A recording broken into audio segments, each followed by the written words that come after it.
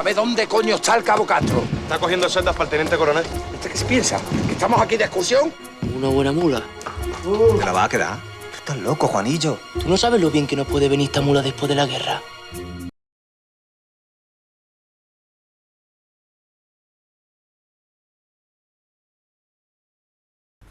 Bueno, realmente yo siempre he tenido muy mala suerte con el cine, porque ha habido varios proyectos de llevar al cine novelas mías y siempre, por una razón o por otra, han fracasado. Así es que cuando vi que este de llevar al cine la mula se encaminaba bien, pues tuve una gran satisfacción, que corrió casi pareja a la insatisfacción de saber que después tenía problemas y no sabíamos si finalmente después de rodada la película iba a llegar algún día a la pantalla, ¿no? Pero afortunadamente ya la tenemos en la pantalla.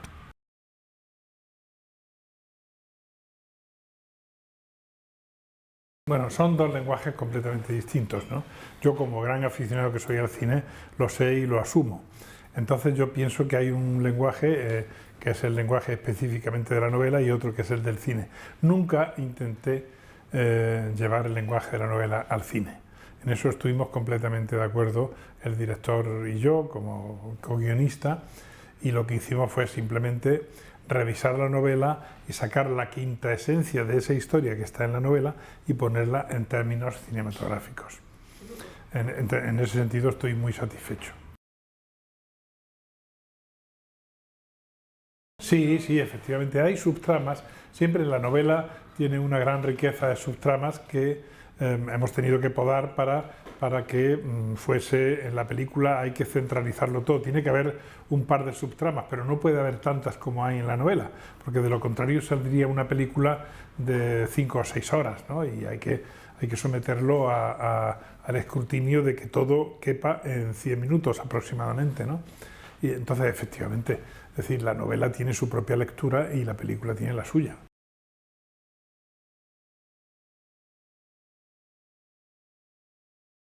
Bueno, yo no estaba presente. Yo debo decir que el tiempo que yo estuve relacionándome con Michael Radford, nuestra relación fue absolutamente cordial, ¿no?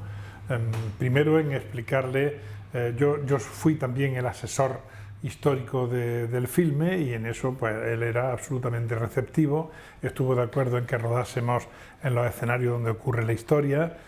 No hubo absolutamente nunca ningún problema, ¿no? El problema surgió después por cuestiones económicas entre dos productoras. Y claro, yo de esos extremos ya no he estado nunca informado, ¿no? Yo esperaba que se resolviera. Yo tenía obviamente sentimientos de amistad hacia las dos partes y nunca he tomado partido por ninguna precisamente por eso, porque he intentado ser neutral, ¿no? Y yo lo que quería era que se resolviera en bien de la película, que al fin y al cabo es el trabajo de todos, de un colectivo muy numeroso.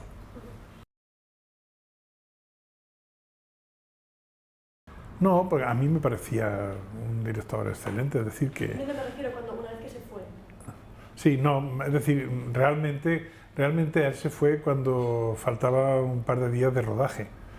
Y, es decir, que realmente lo que faltaba de rodaje eran escenas muy generales, según tengo entendido. Yo no estaba presente cuando ocurrió. Estuve presente en las escenas especialmente delicadas que requerían, digamos, la presencia de un asesor histórico. En esas sí estuve, ¿no? Pero cuando ocurrió esto de irse Michael Radford, yo no estaba allí, por lo tanto, malamente puedo explicar lo que ocurrió.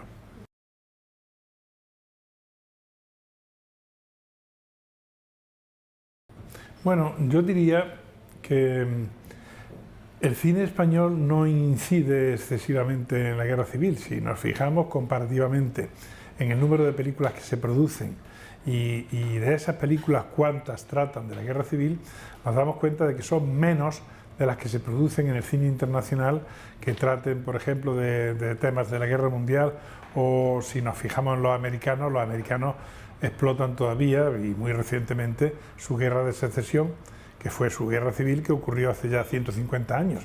Es decir, que yo no diría que es demasiado reticente. Se ha dicho, pero gente que no tiene en cuenta el volumen de creación que tiene el cine español. Y hay que decir también, obviamente, que una guerra civil, como es tan propensa a situaciones dramáticas, pues resulta que es muy novelable y muy cinematograficable, podríamos decir, ¿no?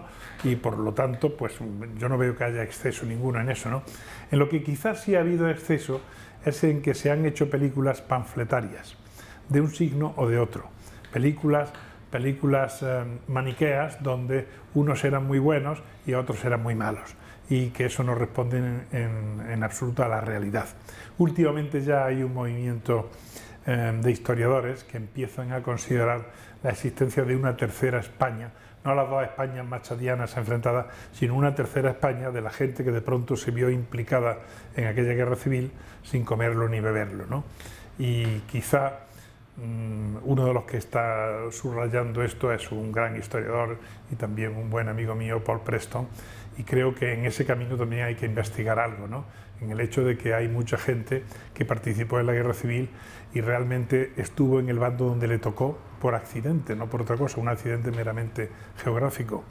Lo que queremos aquí reflejar en esta película, en La Mula y en mi novela, es sencillamente personas así, que están ahí porque les ha tocado y que lo que quieren es salir con bien y proseguir su existencia lo más feliz posible. Bueno, desde que yo publiqué la primera edición de Una guerra civil que no le va a gustar a nadie, he recibido muchas cartas, porque yo mismo en mi página web pido que me manden fotografías y que me manden historias de la guerra, ¿no? Y de hecho en sucesivas ediciones he incorporado cosas de las que la gente me manda, ¿no?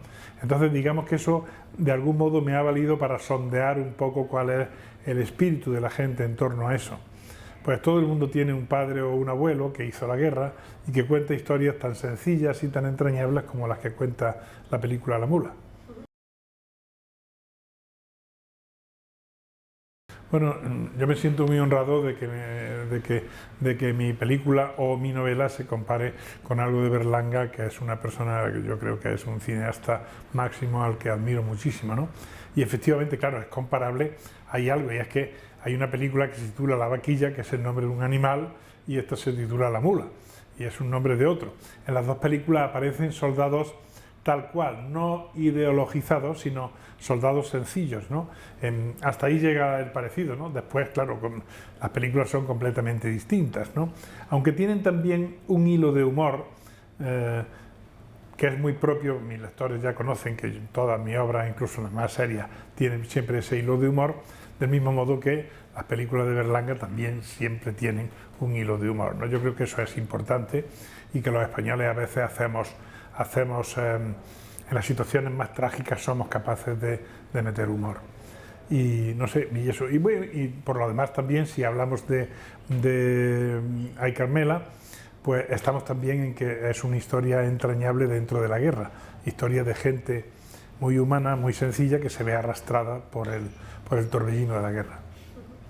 Usted posee una producción literaria muy amplia y revisando la lista de sus libros publicados es habitual que en un año nos encontremos con 2 o 3. ¿Cuánto tiempo dedicaría a escribir y cómo invierte el tiempo en otras actividades?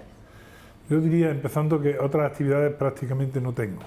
Solo escribo, leo y a veces cocino para distraerme. Entonces no me gusta el fútbol, hago poca vida social y prácticamente solo me dedico a mis libros, sea a los que estoy escribiendo o sea a los que leo. Por lo tanto, eso hace que me dé tiempo. Hay que tener en cuenta que si un españolito escribe 3 folios al día, ya le salen 2 libros al año. O sea que realmente, si cualquier persona trabaja 8 horas en su trabajo, no veo por qué un escritor no va a trabajar también 8 horas. Esto es una artesanía que a veces da productos artísticos, pero fundamentalmente escribir debe ser una artesanía digna, como toda artesanía, y si llegas a la consideración de arte, pues miel sobre hojuelas, estupendo.